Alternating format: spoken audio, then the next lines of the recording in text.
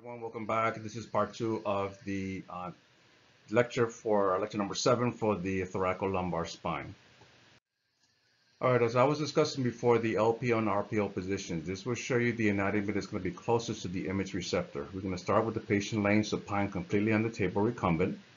We're going to have them bend in this case where the patient's in an RPO position, have them bend their left knee up, bring their left arm across the chest, and just slowly rotate their whole torso towards you. Please keep this in mind when you're doing this, because a lot of mistakes are made when technologists have the patients move over on their own, because they will twist and actually move their pelvis and shoulders so that way those planes are not the same. In other words, the shoulders will be too over rotated and the pelvis will be under rotated. So you want to rotate the shoulders and pelvis together as a technologist. So you will roll the patient. Don't ask the patient to roll themselves. This is a common misconception and some mistakes that some techs do. It's not written in your book, but please note this when you are going to be rotating your patient. We are seeing once again the zygopathocele joints in this oblique projection. You're going to have the patient centered at the level of L3. You're going to put your CR 2 inches anterior to the ASIS. Keep in mind at the bottom I have a little notation here that if you want to see the lower L5S1, this is from your textbook also, you're going to rotate the patient about 50 to 60 degrees. For L1, L2, it's about 30 degrees. Now, these are just little minor things that you'll see in advanced procedures. Just little notes I want you to be aware of, but I won't stress too much on it at this point. We can also do the opposite RAO and LAO positions. This is usually warranted for an exam called myelogram, which you will hardly be seeing in your travels perhaps. They still do them at Sloan Kettering if you actually rotated through there. This is with the patient prone. In this case, this patient in this image is in an LAO position, so you would have them from the prone position, have them bend their right knee and bring their right arm up and just slowly rotate them back a little bit. We're going to center at the level of about L3, and this be at least a little bit, if you can see from this point, almost about 2 to 3 inches from the person. For this particular projection now, we're going to be doing, when we see the actual criterion, we will see the Scotty dogs, and we should be able to see all of them from at least about L1 all the way to L5. This is very important that you do see the Scotty dogs. If you don't see them, then you're either over or under rotated. This, of course, would have been demonstrated in the lab, but keep in mind that you need to see the Scotty dogs on the oblique projections. The zygopathocele joints are part of the superior and inferior articulating facets that you see within the actual Scotty dogs. Quick rundown in your textbook. Basically, this is exactly from as a screenshot. For the interpretive foramina on the lumbar spine, you do a lateral. And as you can see for the zygopathocele joints, it's a 45 degrees obliquity, and it sort of breaks down what you will see. Just remember, RPO, LPO are the most common ones that you'll see in clinic. Because all patients are usually done AP with their knees bent, and then they just roll them to an RPO position, LPO, and then left lateral. This is a quick chart that I made up. Basically, it demonstrates everything that's going to be seen from the cervical, thoracic, and lumbar spine. Note that the cervical and thoracic lumbar spine, when you are doing them in the obliques, is going to be the anatomy of interest with the side up for the LPO and RPO. And with the lumbar spine, when you do the same LPO and RPO, it's going to be with the anatomy of interest closest to the image receptor. All right, so the cervical and thoracic spine are the same as far as showing the anatomy of interest in the obliquity. And the lumbar spine is the opposite, with actually the anatomy of interest closest to the image receptor. Very important key concept to know, because these are part of questions that I'll be asking on your midterm and on your final exam and on your ART exam. Guys, please contact me, send me an email if there is any questions, comments, or concern with this material. I'll be more than happy to discuss them with you. All right, let's take a quick study here. Which lumbar vertebrae structures are best demonstrated with the supine patient rotated 45 degrees with the right side elevated? So let's take a look at this question. So this is a common question that I saw in an ART review exam. So when we look at this, basically, we have to understand what position the patient is. Many of you already have surmised it and know what it is, but let's look at the question. You see this for the first time. So what we're doing is basically we are seeing with the patient supine. First thing you look at, then they're rotated 45 degrees, so you know they're in an oblique position. And then with the right side elevated. So if the right side is elevated, left side down, they're going to be in an LPO position. So now that you know that, and I stated before, when you do an LPO, it's the left side down that you're looking at. RPO is the right side down. So in this case, it's going to be the zacopaphyseal joints on the actual left side. This is just a diagram demonstrating the actual, if this is the patient looking at from the head down, I mean, from the actual right side up, and this is the left side down, you would actually see the actual zacopaphyseal joints opening up between them areas. So just keep that in mind when you are answering questions. That'll be very similar to this in my next exam. Another exam that they always give you on the registry is identifying anatomy. First of all, identify the projection is on oblique projection of the lumbar spine, because we see the Scotty dogs. A is going to be the intervertebral disc. B will be the eye of the Scotty dog, which will be the pedicle. C will be the inferior articulating facets, and D will be the actual superior articulating facets, with the yellow line representing the pars interarticularis. This is a very common area that for pathology, something called spondylolysis and spondylolisthesis will be occurred with this. And I want you to know those two names, spondylolysis and spondylolisthesis, and you'll see them on the previous PowerPoint. Spondylolysis is just a basic term that you can hear where there is sort of like a breakage, and this usually occurs in the pars interarticularis. Spondylolisthesis is basically slippage, which comes from spondylolysis. So there's a big difference between them, but they're all related to the spine. Okay, scoliosis studies are going to be done often in most places, and they're usually done PA upright or AP upright. On the most part, we usually do them PA, so that way it's the lowest exposure to the entrance skin exposure to the patient, especially for young patients, which is a majority of the patients that this is for. You're going to have adolescents, preteen, and young adults going for this examination, usually pre-op, where they put these long rods that you see here. These are coherenting rods that it's a long surgery. It's pretty grueling, but as you can see the difference between the patient's before and after images here. So we do an AP or PA upright, and then we do a lateral projection also. Usually sometimes we do bending studies for this also. I'll discuss that in a minute.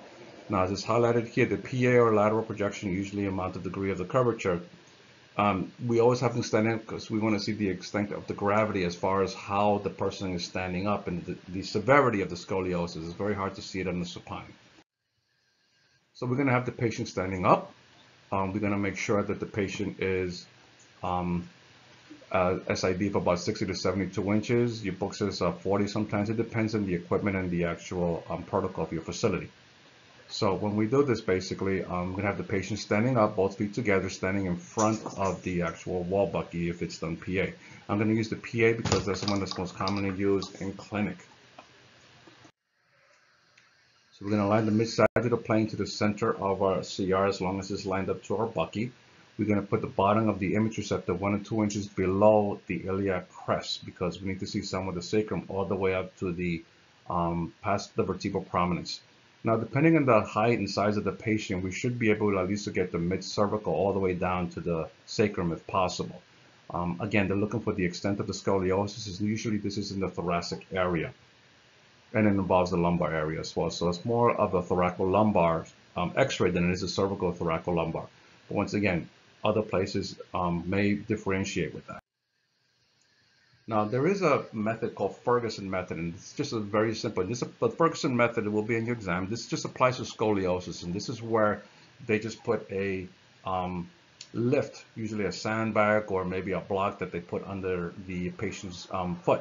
And this is usually on the convex side, which is basically the primary curve that we see on the person that's illustrated here in this picture in the middle. So let me show you. Let me see if this is working now. Okay, my pen stopped working. All right, so apologize for that. So this is something that you will see in most x-rays. So when we do the actual PA radiograph, you will see it here. This is going to be done basically to include, as you can see, it has part of the cervical spine there as well as the thoraco-lumbar area. If we note that the side that's over here, this is going to be the actual, see if this is working now. The side that was in the previous x-ray that was pointing more prominent in the thoracic, that was the actual side, the convex side that was coming out a little bit more laterally, and you see this on the x-rays. I'm not going to dwell too much in that particular area. I just want you to be familiar with those terms in case you hear them in clinic. So Again, the convex side here, which is the primary side, the one where they have more of a curvature, and you can tell that when the patient comes in like this, like if they have their right shoulder elevated, that means that the curve is going, the convex side is in the right side, and if they have their arm up like this, that it's going to be in the left side. You can feel the shoulder blades also. So the part that, this is what Bontranger recommends. Again, this is just recommendations. It may be different in clinic. They want the convex side closest to the image receptor as much as possible. You're going to get the mid-corner plane to the center of your IR, and you're going to put the bottom of your cassette at least 1 or 2 inches below the iliac crest. This is a common theme that you see in a lot of scoliosis studies. When we do these, basically, we should ensure that the collimation is going to be tight for some patients. Again, every facility is different. Sometimes they want the collimation left wide open to include both thoracic and shoulders all the way down to the pelvis. We are perpendicular to the IR. We're going to center everything appropriately and collimate on 4 sides to the anatomy as much as possible. Again, I'm going to leave this open because most places are different as far as collimation. We will take the exposure on suspended expiration. So when we see the radiograph, as you can see here, we should see at least the upper thoracic, even part of the cervical, all the way down to L5 to the S1 area to see the extent of any scoliosis if possible. Now, these are usually done with long image receptors or done through pacing studies. I have a video here connected with this lecture that shows an actual pacing study. You're going to check to make sure there's no rotation whatsoever. You look at the ecto intervertebral foramina from the lumbar to thoracic, if you can see them. Sometimes you may not get a perfect lateral because it depends on the extent of the person's scoliosis. They could have kyphosis with this, and there might be some rotation, but that is the person's anatomy, is not your positioning. All right, let's take a quick quiz here, question that I usually post on usually one of your tests or whatever. A PA thoraco-lumbar projection for scoliosis is preferred over an AP thoraco-lumbar projection because, and I'll read the answers out. A, it increases the entrance skin exposure. B, it decreases geometric unsharpness. C, decreases the dosage to radiosensitive tissue. Or D, it's easier for the technologist to align with the central ray. So as I said, the main reason we're doing this is for decreasing the dosage to radiosensitive tissue. Now, actually, the PA increases the geometric unsharpness. You're thinking of B. Again, we're trying to keep in mind in regards to ALARA for this particular question. Now, bending studies are something that's done on the table or standing up, either or. This is with the person either laying supine or they're standing up with the patient in a PA position. This is done as something called a fusion series after the person's had surgery for lumbar radiculopathy or fractures or collapse, or it could be done as part of the scoliosis series as well. So we're going to place, again, the same protocol as for the scoliosis study. We're going to have the bottom of the image receptor placed 1 or 2 inches below the iliac crest. And this could be a 14 by 17 or 14 by 36, whichever your facility facilitates. This is something, of course, that's a little bit of a gray area, guys, because I wanted to show you this in lab, but it's a little difficult under these circumstances. But what I do want you to know is that we're going to be pivoting the patient or the area where the fulcrum is. In other words, where the patient's going to be turning back and forth is going to be the pelvic area. In other words, you're not going to have the person twist all the way over to the side where they're going to be bending at the hips and knees. You don't want that. You want them to just have their pelvis hold still, and you will tell the patient, instruct them, sir, bend over to your right or bend over to your left while holding their pelvis. Very important. Again, if the patient's recumbent, notice that they have a little cushion underneath the actual person's knees. Sorry about that outside noise.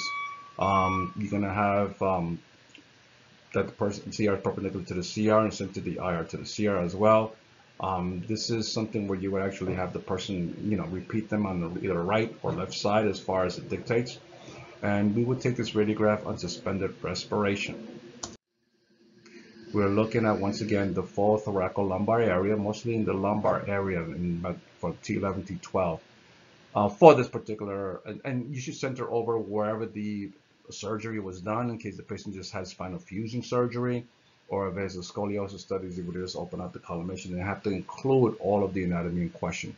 Again, this is something that is rarely done. It's usually done in specialty hospitals like joint diseases, or there's an orthopedic center as well. Next one, last but not least, is this hyperextension and flexion. This is part of the spinal fusing series. This is where you would have the patient in a true lateral projection. So after you do your lumbar spine lateral, L5S1, you will go ahead and do this. This is very simple, guys. All you have to do is, once again, make sure that the patient's pelvis is straight, and you're just going to have the person lean back and then lean forward as much as possible. So you're going to place the lower edge of the IR 1 to 2 inches below the iliac crest again, because we're more focused on the actual lumbar thoracal area. So for the hyperflexion, basically, I usually have my patients have them bring their elbow and their knees together as much as possible while their pelvis holds very still. This would be for the hyperflexion. Collimation might be opened up a little bit more than usual because everybody's a little bit different size, so you use proper judgment as far as collimating to the sides.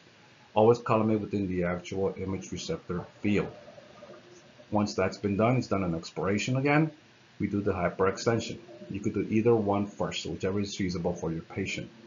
Again, using the pelvis as a fulcrum, I would just have my patients, I grab them by their knees and I just slowly hold onto their pelvis and just lean their knees back and their shoulders back a little bit, so that way their lower pelvic area just holds very still. And this will be my hyperextension, center at the level of L3 for both of these. This could be done upright as is demonstrated here. I said L3 before, but once again, this is not written in stone. This is something that it depends on your clinical site, the extension of well, if I use that term, of the person's knees, where they had the spinal fusion and whatnot. So make sure that you ask for this type of procedure. Now, there's a big difference. I want the key thing for these two projections I just went over, the last two, is that flexion extension is basically having the patient go forward and backwards, and bending is to the left and to the right. People always mistake bending as like bending down forward to pick something up from the floor, but this is a common mistake that you'll see on requisitions, and always clarify and ask if you're not sure. So we're looking at basically for all these areas. If you notice on the top image here, we have the actual disc where they had a discectomy, they had a artificial disc placed in there, and this is the area where we would actually focus on for this particular x-ray. For lateral lumbar, we're looking to make sure we have the actual intervertebral foramina opened up. We want to ensure that we're including all the lumbar vertebrae or all the anatomy in question for this particular radiograph. We have good technical factors also involved where we see enough of the bony trabeculae. Let's take a look at these images here, and you can actually see the differences over here. The one to the left, if you're looking at the screen, which says L2 right below this, is an area that you start seeing a crushed sort of area that's causing the person to have a little bit of scoliosis. Now, when people get a little older, they get osteoporosis, and this is what they could have collapse of the actual lumbar vertebrae that will lead to this. This is very painful. The middle image that you can see here, we have a little bit of subluxation, which is a general term once again. But if you look posteriorly here, this is going to be an area where the actual pars ventricularis is separates, which is a form of spondylosis, and which leads to something called spondylolisthesis, which is what's happening in the middle x-ray. The way they overcome that sometimes is either through spinal fusion surgery, or they go ahead and put what it says to the far right over here, the actual rods and pins that they put in patients. This is also going to be resolved by putting artificial discs that I've seen them been placed in patients also. And sometimes it gets so bad with herniated discs that you actually would see in this picture before and after some of the anatomy not being shown. In this case, it's the spinous process because they had something called a laminectomy, where at the lamina it was just completely removed, so that we relieves the pressure of the spine. They will also incorporate a fusion with this type of surgery, so you may see this in. Okay, guys, good luck. Please stay safe. Keep in touch and let me know if anything comes up in our lectures.